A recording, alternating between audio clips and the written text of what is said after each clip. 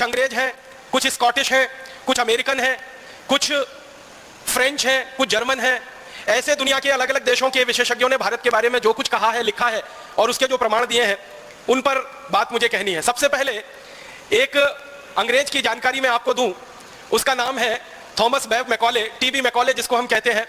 ये भारत में आया, करीब 17 वर्ष इस देश में रहा।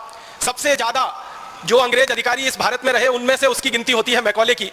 और जब वो भारत में रहा तो भारत का काफी उसने प्रवास किया, यात्राएं की। उत्तर भारत में गया, दक्षिण भारत में गया, पूर्वी भारत में गया, पश्चिम भारत में गया। और अपने 17 साल के भारत के प्रवास के बाद वो इंग्लैंड गया और इंग्लैंड की पार्लियामेंट में, हाउस ऑफ कॉमन्स में उसने एक लंबा भाषण दिया। उस भाषण का थोड़ा सा अंश परम पूजनीय स्वामी जी द्वारा लिखित जो पुस्तक है शंखनाद, उसमें आप पढ़ सकते हैं। और वो अंश है, वो ये कह रहा है ब्रिटिश पार्लियामेंट के हाउस ऑफ कॉमन्स में, I have travelled length and breadth of this country India, but I have never seen a beggar and thief in this country India. इसका मतलब क्या है? वो ये कह रहा है कि मैं संपूर्ण भारत में प्रवास कर चुका हूं, उत्तर से दक्षिण, पूरब से पश्चिम में मैं जा चुका हूं, लेकिन मैंने कभी भी अपनी आंखों से भारत में एक भी व्यक्ति ऐसा नहीं देखा जो चोर हो, एक भी व्यक्ति ऐसा नहीं देखा जो बेरोजगार हो, एक भी व्यक्ति मैंने ऐसा नहीं देखा जो गरीब हो। यह बात आप ध्यान दीजिएगा, वो 2 फरवरी सन 1835 को कह रहा है। माने आज से अगर हम ये जोड़ेंगे तो लगभग 160-170 साल पहले वो ये बोल रहा है कि एक भी व्यक्ति भारत में गरीब नहीं है, बेरोजगार नहीं है, चोर नहीं है। वो ये कह रहा है। इसका माने भारत में गरीबी नहीं थी, बेरोजगारी नहीं थी, और चोरी कोई क्यों करेगा जब कोई गरीब नहीं है, बेरोजगार नहीं है। फिर आगे के वाक्य में वो और बड़ी बात कह रहा है। वो कह रहा है, I have seen such wealth in this country India that we can not imagine to conquer this country India.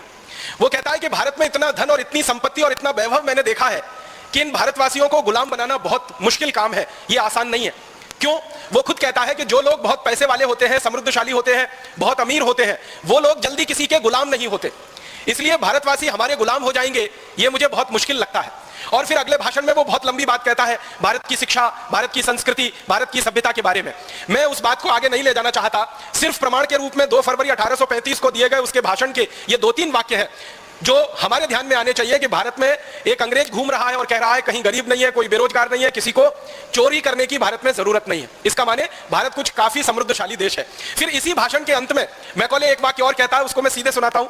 वो कहता है कि भारत में जिस व्यक्ति के घर में भी मैं कभी गया तो मैंने देखा कि वहां सोने के सिक्कों का ढेर ऐसे लगा रहता है जैसे कि चने का या गेहूं का ढेर किसानों के घरों में रखा जाता है। माने सामान्य घरों से लेकर विशिष्ट घरों तक सबके पास सोने के सिक्के इतनी अधिक मात्रा में होते हैं कि वो ढेर लगाकर उन सिक्कों को रखते हैं। और वो कह रहा है कि भारतवासी कभी इन सिक्कों को गिन नहीं पाते क्योंकि गिनने की फुर्सत नहीं होती है, इसलिए वो तराजू में तौल कर रखते हैं। किसी के घर में 100 किलो सोना होता है, किसी के घर में 200 किलो होता है, किसी के घर में 500 किलो होता है। इस तरह से सोने का हमारे भारत के घरों में भंडार भरा हुआ है। ये एक प्रमाण मैकॉले का भाषण ब्रिटेन की संसद में 2 फरवरी 1835 को। इसके बाद इससे